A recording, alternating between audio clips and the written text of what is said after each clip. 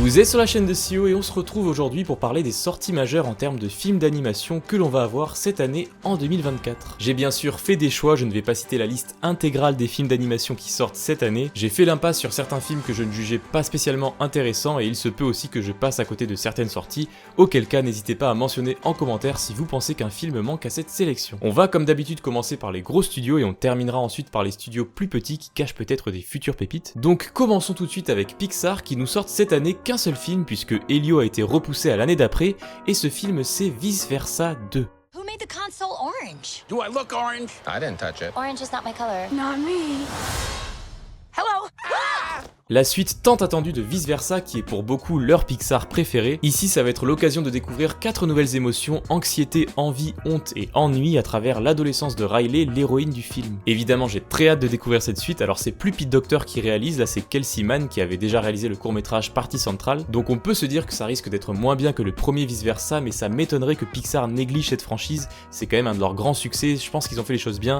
Du moins j'espère. D'ailleurs on retrouve quand même Pete Docter à la production, ça montre qu'il a pas non plus délaissé totalement le film, et donc Vice Versa 2 ça sort le 19 juin pour nous en France, une sortie que je ne vais évidemment pas manquer. On enchaîne avec les studios Disney qui cette année ne tentent pas de faire dans le nouveau et proposent plutôt une suite à un de leurs projets qui avait bien marché, c'est Vaiana 2 ou Moana 2 dans sa version originale.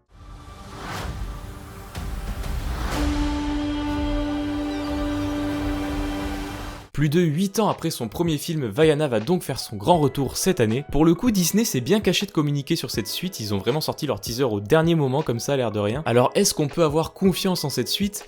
Là comme ça, pas tellement parce que déjà c'est plus les mêmes réalisateurs que sur le premier film. Là le projet est confié à un certain Dave Derrick Jr., inconnu au bataillon, c'était un storyboarder. Et en plus de ça, ce projet Vaiana 2 était censé à la base être une série pour Disney+, donc en termes de qualité, c'est pas la même. Mais voilà, on peut espérer qu'ils ont remis le projet sur des bons rails, Vaiana c'est quand même un de leurs meilleurs films, donc on peut espérer qu'ils ont pas négligé le projet. On passe maintenant à DreamWorks qui après une année 2023 assez moyenne va essayer de se reprendre cette année avec plusieurs sorties. On a déjà La Nuit d'Orion ou Orion and the Dark dans sa version originale.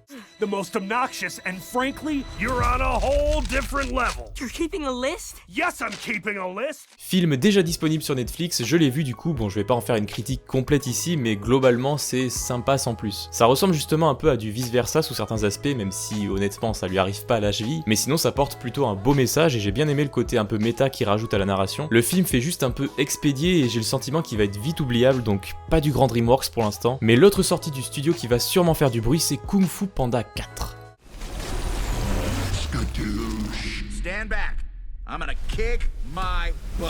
Le voilà, 8 ans après son prédécesseur là aussi, Kung Fu Panda revient pour un 4ème volet. Ça commence à faire beaucoup, c'est l'une des rares franchises qui arrive à garder un bon niveau à chaque nouveau film, à voir si ça va être encore le cas. Bon, les premières images sont plutôt jolies, mais est-ce qu'ils ont encore des choses à raconter dans cet univers ? Là, ce qui n'est pas rassurant, c'est que ce 4ème film a été confié à Mike Mitchell, et la filmographie de Mike Mitchell, elle fait pas rêver. On y trouve Les Trolls, un film 3D de Bob l'éponge et beaucoup de suites de films d'animation qui ont été des échecs puisqu'on lui doit Shrek 4, La Grande Aventure Lego 2 par exemple. Donc ouais, pas les meilleurs auspices pour ce Kung Fu Panda 4 qui pourrait être la suite de trop. On va voir. Ça sort en France le 27 mars. DreamWorks, ils ont aussi annoncé un 3ème film pour cette année, ça s'appelle Le Robot Sauvage. Ça sera l'histoire d'une petite robot qui se réveille sur une île sauvage et qui va devoir survivre dans des conditions hostiles. On n'a pas de visuel pour l'instant, mais on sait que ça sera réalisé par Chris Sanders et ça c'est plutôt une bonne nouvelle. Le monsieur a été à la réalisation de Lilo et Stitch et Dragon par exemple, donc c'est pas n'importe qui. Bref, hâte d'en savoir plus sur ce film original, et en parlant de film original, qui sait qui sort un film pas original du tout, c'est Illumination avec Moi Moche et Méchant 4.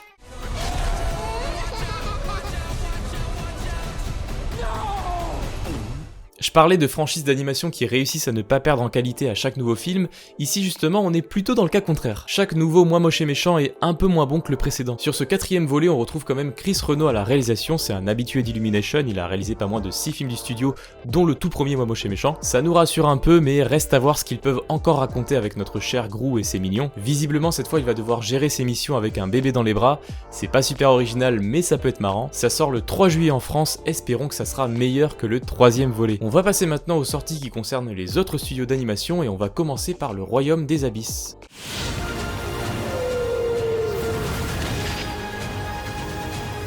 Film d'animation chinois d'abord sorti en 2023 mais pour nous disponible uniquement cette année, on y suivra une fillette de 10 ans qui lors d'une croisière familiale se fait aspirer dans les profondeurs marines et découvre tout un univers fantastique. Ça fait forcément un peu penser au voyage de Chihiro. D'après les images qu'on peut en voir, ça a l'air vraiment original graphiquement. Je pense que c'est un style qui va être assez clivant selon les gens, ça a l'air de partir un peu dans tous les sens, mais perso ça me donne envie, ça m'intrigue de voir ça. Et d'ailleurs ça sort en France cette semaine, voilà, dans 2 jours vous pourrez aller voir ce film au cinéma. On a ensuite Ultraman Rising.